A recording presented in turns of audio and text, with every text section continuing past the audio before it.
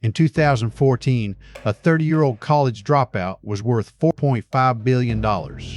Her company was valued at $9 billion, and the most powerful men in America sat on her board. Magazines put her on the cover. Presidents shared the stage with her.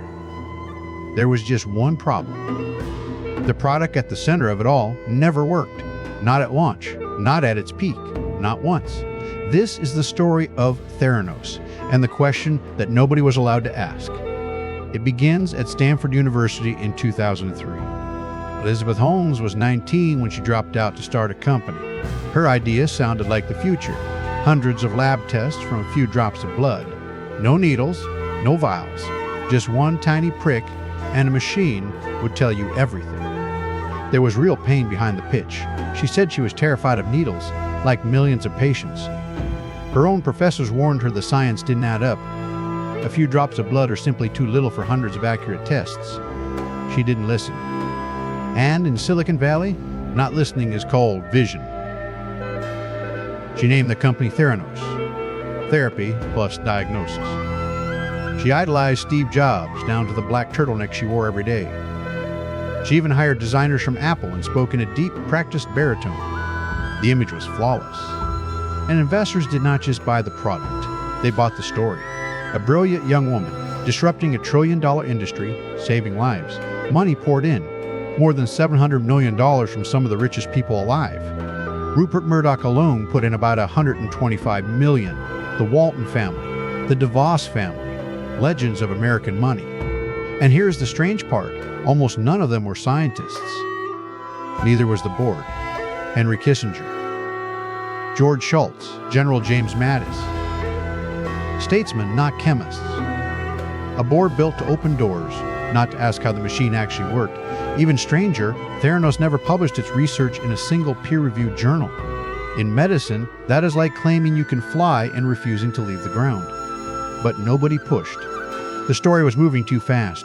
By 2014, Theranos was flying.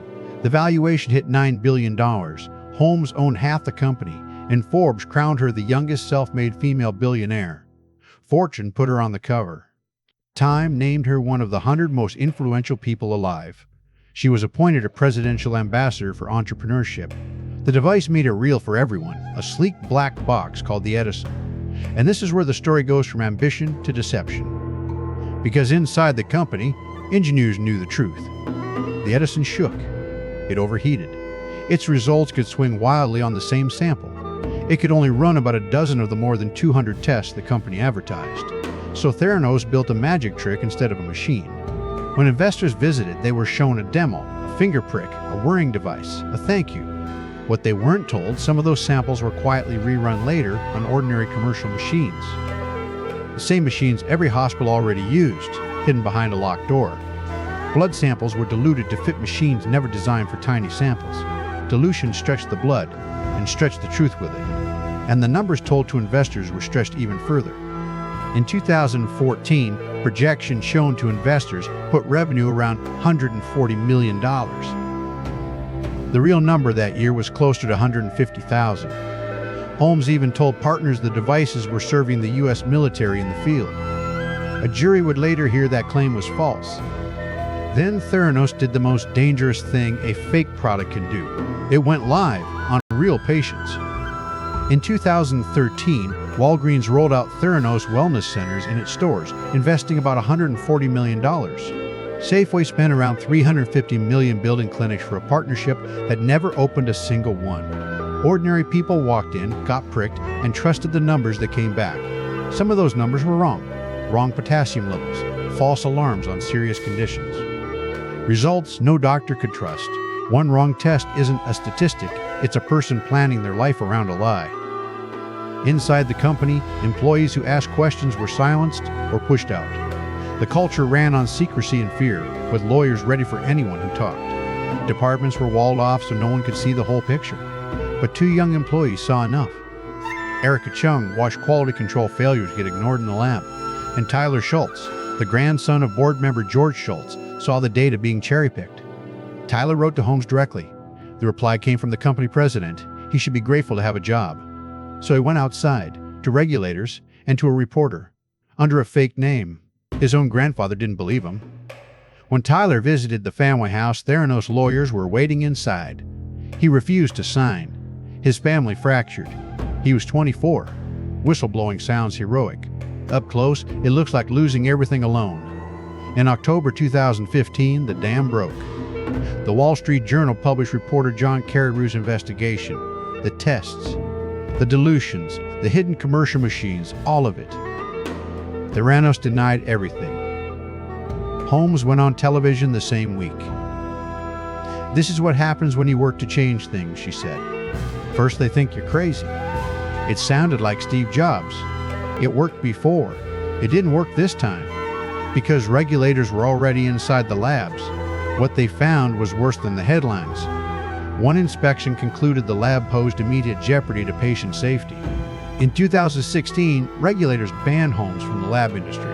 Theranos was forced to void or correct nearly 1 million test results, nearly 1 million numbers that patients and doctors had trusted, erased. Walgreens shut down every wellness center and sued. Arizona forced refunds to more than 175,000 patients. Forbes revised Holmes's fortune from $4.5 billion to zero. The $9 billion valuation evaporated. In 2018, the SEC charged Holmes with massive fraud, and the company was dissolved. Then came the criminal trial. For 3 months, jurors heard from investors, patients, and the employees who tried to warn everyone. In January 2022, the jury found Elizabeth Holmes guilty of defrauding investors. She was sentenced to more than 11 years in federal prison. Her partner and company president, Sunny Balwani, got nearly 13. Together, they were ordered to repay $452 million to the people they misled. In 2023, the woman once called the next Steve Jobs reported to a federal prison in Texas. The rise took 11 years. The fall took 7 days of jury deliberation. So how did the smartest money in America miss it? Here is the uncomfortable answer. Nobody wanted to break the spell. The story was too good. The female Steve Jobs, the world-changing device, the billions to be made. Every investor assumed someone else had checked the science. Nobody had. The board opened doors. The magazines printed covers. The money kept arriving. Each believer made the next believer feel safe. That is how a $9 billion company runs for 12 years on a product that never worked. Theranos was not a science failure. Real scientists saw the problems immediately. The professors warned her. The journals never saw her data. The lab techs quit in protest.